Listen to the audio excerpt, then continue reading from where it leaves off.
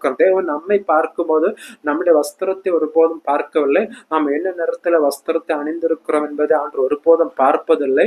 அவன் எந்த மாடல்ல வஸ்திரத்தை அணிந்திருக்கிறோம் என்று சொல்லி ஆண்டவர் ஒருபோதும் பார்ப்பதே கிடையாது. நாம் என்ன நகைகளை அணிந்திருக்கிறோம் என்று சொல்லி ஆண்டவர் பார்ப்பதே கிடையாது.